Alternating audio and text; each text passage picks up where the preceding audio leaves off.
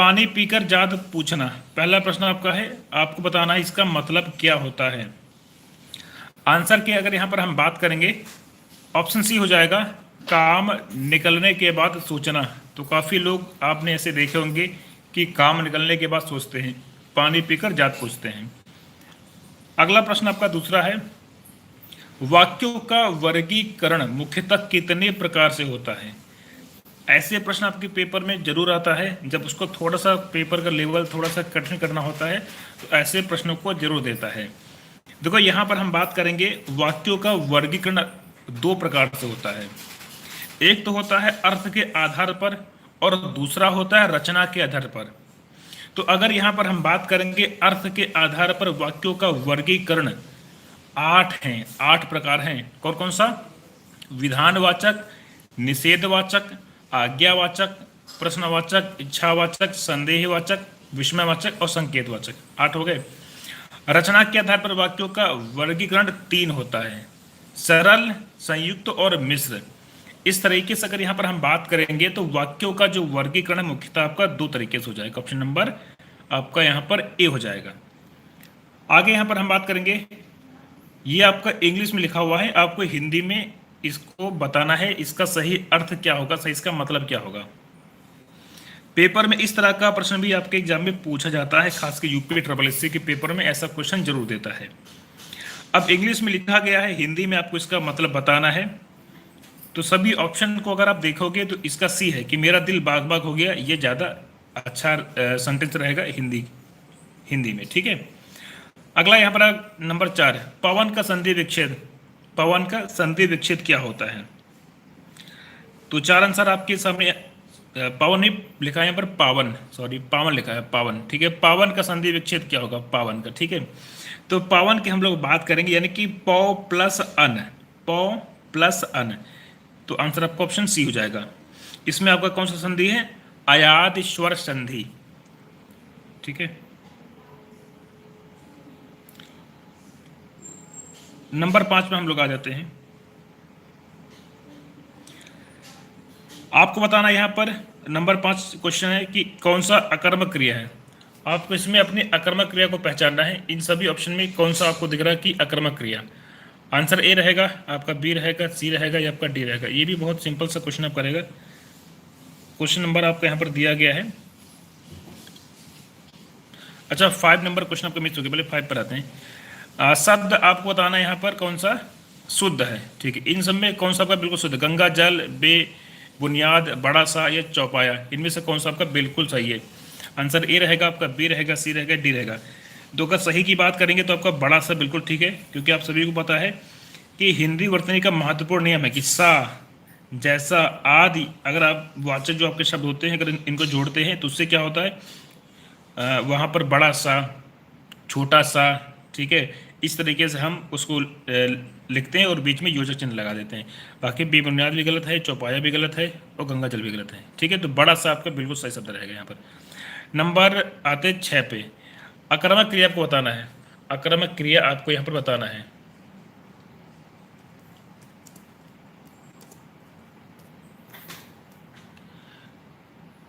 तो अगर यहाँ पर हम बात करेंगे इन सभी ऑप्शन के आधार पर आक्रामक क्रिया क्या रहेगा? आंसर ए रहेगा, आंसर बी रहेगा, आंसर सी रहेगा, ये आंसर डी रहेगा। देखो ए रहेगा, पानी बरस रहा है।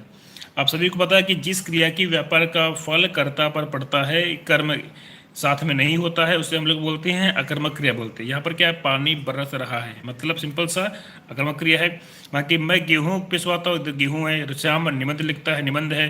राम मोहन को रुला रहा, देखो मोहन यहाँ पर है, तो सब में सकर्मक है, लेकिन ये आपका हो जाएगा अकर्मक क्रिया। कहीं पर पूछना रहे तो मुझे बताइएगा, ठीक है? क्वेश्चन कोई अगर समझ में नहीं आता तो मुझे बताइएगा। नंबर 7, मुझे किस प्रकार का सर्वनाम है? मुझे जो है वो किस तरह का सर्वनाम है, आपको यहाँ पर ये बताना है। आंसर आपका ए रहेगा, आंसर आपका बी रहेगा, सी रहेगा या आपका डी रहेगा। बहुत सिंपल सा प्रश्न आपका है, मुझे किस प्रकार का सर्वनाम है। नंबर 7, उत्तम पुरुष। क्या बोलेंगे? उत्तम पुरुष। आंसर आपका क्या रहेगा? ऑप्शन ए, उत्तम पुरुष। तो बोलने वाले वक्ता को हम लोग उत्तम पुरुष कहते हैं। बोलने वाला जो वक्ता होता है उसे क्या बोलते हैं? उसे बोलते हैं उत्तम पुरुष। जैसे कि मैं, हम, मुझे, मेरा, मुझको, तो आंसर आपका ए हो जाएगा। अर्थ के आधार पर शब्द के कितने प्रकार होते हैं? अब यहाँ पर अगर हम अर्थ के आधार पर बात करेंगे कि शब्द के कितने प्रकार होते हैं, तो 3 होता है, 4, 5, 6, मुख्यतः यहाँ पर आपके 4 हो जाएंगे। कौन कौन सा? एकार्थी वाला हो जाएगा, अनेकार्थी हो जाएगा, समानार्थी और पर्यायवाची, और फिर नंबर 4 पर आपका आ जाएगा विलोम शब्द वाला। तो मुख्यतः 4 हो जाएंगे। लालटेन आपका ये किस प्रकार का शब्द है? लालटेन, लालटेन किस प्रकार का शब्द है? तत्सम है, तद्भव है, देशज या विदेशज। लालटेन, अब बोलने से आपको लग रहा होगा कि आपका ये विदेशी शब्द रहेगा, लालटेन। यशोदा में प्रयुक्त संधि का नाम बताओ। यशोदा में किस प्रकार का संधि है? तो यशा प्लस दा, यानी कि आपको दिख जाएगा साफ साफ इसमें विसर्ग संधि आपका दिख जाएगा, ठीक है, यशोदा। अगला यहाँ पर आपका 11 नंबर, कुर्सी पर मास्टर जी बैठे हैं। तो कुर्सी शब्द किस कारक में है? आप सभी को पता है जब भी आपका होता है में और पर, जब भी में और पर होता है तो वहां पर हमेशा क्या होता है? अधिकरण कारक। तो संज्ञा के जिस रूप से क्रिया के आधार का बोध होता है वहां पर हमेशा कौन सा कारक होता है? अधिकरण कारक होता है। में और पर इसका विभक्ति चिन्ह होता है। तो यहाँ पर क्या रहेगा? अधिकरण कारक, ऑप्शन डी। बहुत बढ़िया। नंबर 12 पर आ जाते हैं हम लोग। यहाँ पर बहुरी समास का इन चारों में से कौन सा रहेगा बिल्कुल सटीक उदाहरण? 4 आंसर आपके सामने दिया गया, पंचवटी, करोड़पति, चतुर्भुज या चरण कमल। देखो आंसर सी आपको हो जाएगा, चतुर्भुज। आप सभी को पता है, बिल्कुल सिंपल सा है। 4 है भुजाएं जिसकी अर्थात भगवान विष्णु, ठीक है, इस बात को यहाँ पर आपको ध्यान में रखना है। तो यहाँ पर सी एकदम परफेक्ट बन जाएगा। आगे देखेंगे अगला यहाँ पर आपका है तिलक। तिलक जो है ये किस प्रकार का शब्द है? तिलक जो है ये किस तरह का शब्द है, किस प्रकार का शब्द है? तत्सम, तद्भव, देशज या संकर शब्द।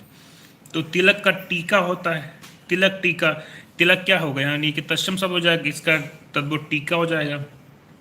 तो तत्सम शब्द होते क्या हैं? तो संस्कृत के ऐसे शब्द जिसे हम ज्योतियों प्रयोग में लाते हैं उनको हम लोग तत्सम कहते हैं, जैसे कि तिलक, अग्नि, सूर्य, ये सारे क्या हैं? आपके तत्सम शब्द आपके रहेंगे। अंडे का शहजादा का मतलब क्या है? अंडे का शहजादा, शहजादा तो लोकोक्ति का मतलब बता रहा है, यानी कि सिंपल सा अनुभवहीन व्यक्ति। अंडे का शहजादा बिल्कुल ही अनुभवहीन व्यक्ति। नंबर 15 पर हम लोग आ जाते हैं। ये प्रश्न आपका बहुत सिंपल सा है, एग्जाम में बहुत बार पूछा भी गया। नंबर 15 वाला आपको बताना है इसका क्या मतलब यहाँ पर है। 4 आंसर आपके सामने यहाँ पर दिया गया है। तो सिंपल सी बात यह है कि जो तत्काल सोचकर उत्तर दे दे उसके लिए हम लोग इस शब्द का प्रयोग करते हैं। बहुत ही महत्वपूर्ण प्रश्न रहेगा। हड़ौती बोली कहाँ की है? ये भी आपके एग्जाम में कई बार पूछा गया है। तो ये आपका बोली है कहाँ का? हड़ौती की बात करेंगे तो आपका ये पूर्वी राजस्थान का रहेगा, आंसर बी हो जाएगा। अगला है कि मुंशी प्रेमचंद का अधूरा उपन्यास का नाम क्या है? जो ये पूरा नहीं कर पाया था, अधूरा रह गया था, इनकी मृत्यु हो जाती है। आंसर आपका रहेगा मंगल सूत्र। इस बात को आपको ध्यान में रखना है कि मंगल सूत्र मुंशी प्रेमचंद का या इनका एक अधूरा उपन्यास है जिसको ये पूरा कर नहीं पाते हैं, ठीक है। आगे हम बात करेंगे 18 नंबर क्वेश्चन। शुद्ध वाक्य को आपको चुनना है। विराम चिन्ह कहाँ पर बिल्कुल सटीक सही से लगा हुआ है इन सभी ऑप्शन के आधार पर। देखो यहाँ पर अगर हम बात करें, एक नियम हमने आपको पढ़ाया था जब हम विराम चिन्ह का टॉपिक आपको करा रहे थे, उस टाइम हमने एक आपको नियम बताया था। उस नियम के अनुसार आप देखोगे तो इसका आंसर डी रहेगा कि आप शायद पटना के रहने वाले हैं। ये बिल्कुल ठीक है, बिल्कुल सही लिखा हुआ है, ठीक है। यानी कि एक बात आपको ध्यान में रखना है कि प्रश्नवाचक चिन्ह का प्रयोग प्रश्नवाचक वाक्यों के साथ साथ संदेह प्रकट करने वाले वाक्यों के अंत में भी किया जाता है। जैसे कि आप शायद पटना के रहने वाले हैं, तो ये बिल्कुल ठीक रहेगा, सही रहेगा, ठीक है। आगे बढ़ेंगे। अघोष वर्ण, आपको यहाँ पर अघोष वर्ण खोजना है। इन सभी ऑप्शन के आधार पर आपका अघोष वर्ण क्या रहेगा, अघोष की हम लोग बात करेंगे। तो इन सभी ऑप्शन को देखेंगे तो आपका आंसर इसका डी हो जाएगा, अघोष वर्ण। आगे बढ़ते हैं हम लोग। क्वेश्चन नंबर आते हैं 20 पर, 20 पर आ जाते हैं हम लोग। यहाँ पर एक ही समय में वर्तमान के लिए एक शब्द क्या रहेगा? एक ही समय में वर्तमान के लिए एक शब्द का क्या प्रयोग करेंगे? तो उसे हम लोग बोलेंगे सम, सामयिक।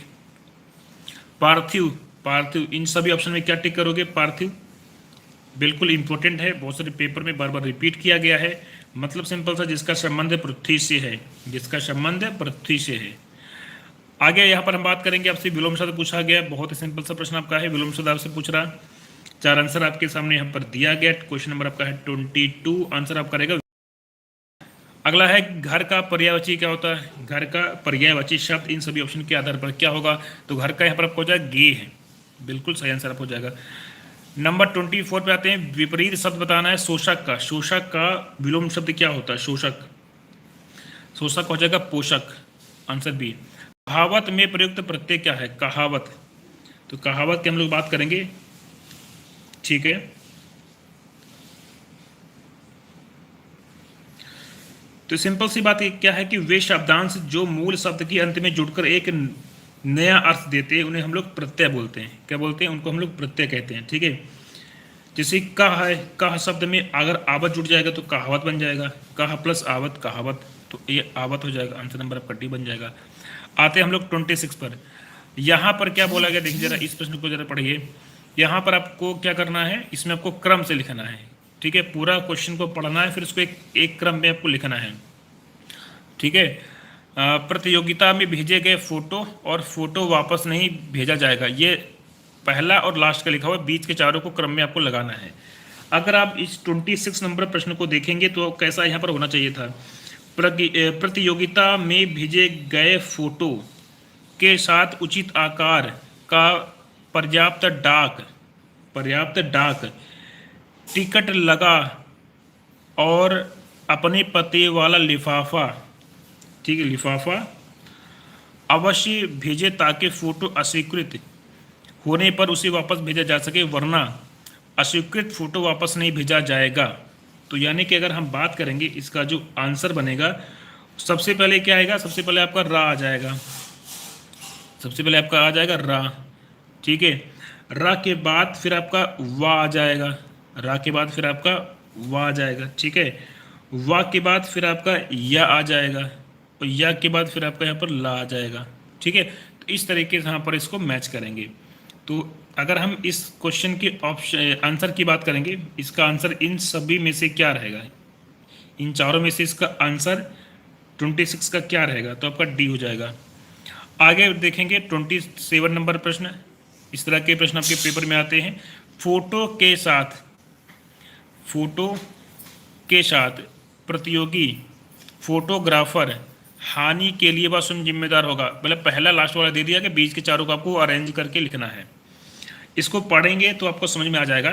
फोटो के साथ प्रतियोगी फोटोग्राफर, इसके बाद कौन सा इसमें आ रहा है जिसको हम लिख सकते हैं? तो फोटो के साथ प्रतियोगी फोटोग्राफर इस आशय का प्रमाण पत्र अवश्य, यानी कि ये रा हो गया पहले, ठीक है। इस आशय का प्रमाण पत्र अवश्य, फिर इसके बाद वाह हो जाएगा, वाह हो जाएगा कि संलग्न करें कि उसने फोटो खींचे, ठीक है। फिर इसके बाद यह आ जाएगा व्यक्ति की अनुमति ली, और इस विषय में प्रकाशक को होने वाले नुकसान, यानी कि ला हो जाएगा, नुकसान हानि के लिए वह स्वयं जिम्मेदार होगा। तो रा वा या ला, ठीक है। इसका जो आंसर आपका है रा वा या ला, आंसर आपका हो जाएगा ऑप्शन ए हो जाएगा। तो इस तरीके से आपको यहाँ पर करना है।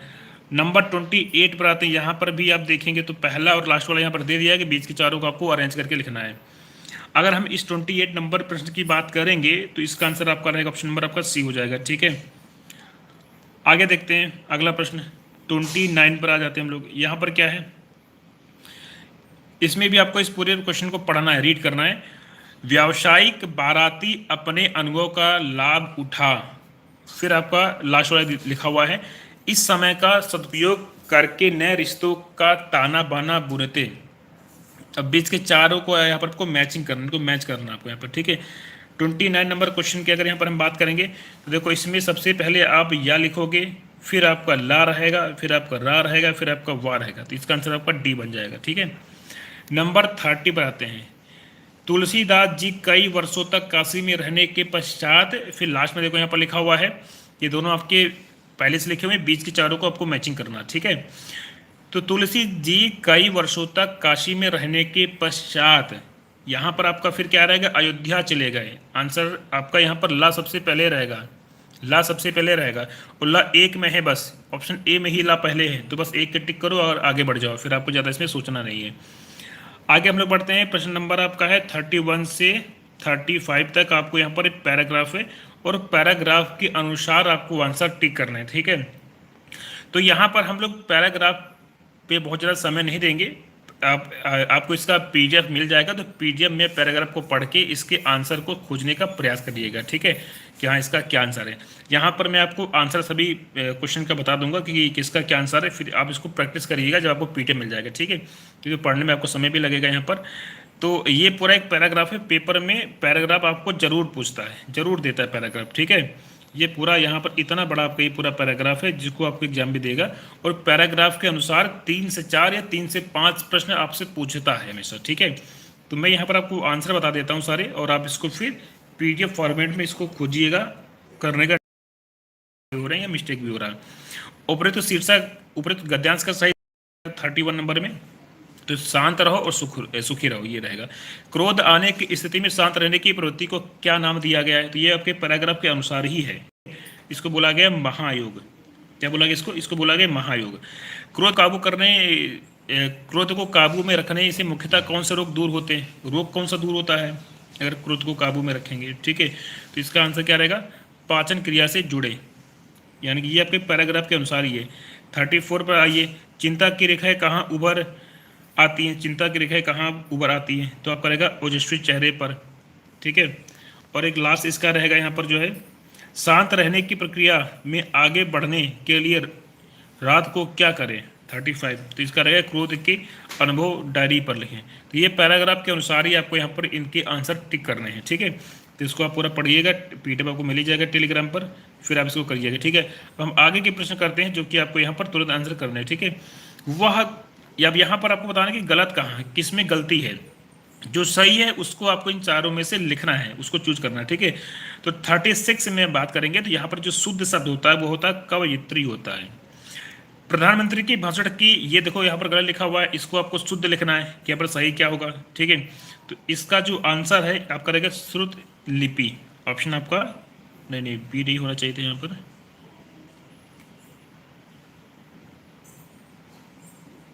अच्छा ठीक है, हाँ फिर ठीक है, इसका बी रहेगा, मतलब ये गलत है तो इसका बी हो जाएगा, ठीक है।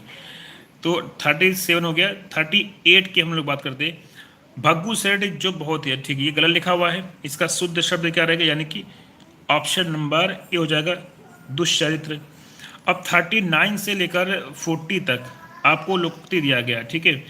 अब देखो यहाँ पर मुंह की खाना, लोकोक्ति मुहावरा है, मुंह की खाना, चार आंसर आपके सामने पर दिया गया है। मतलब क्या है? हार जाना।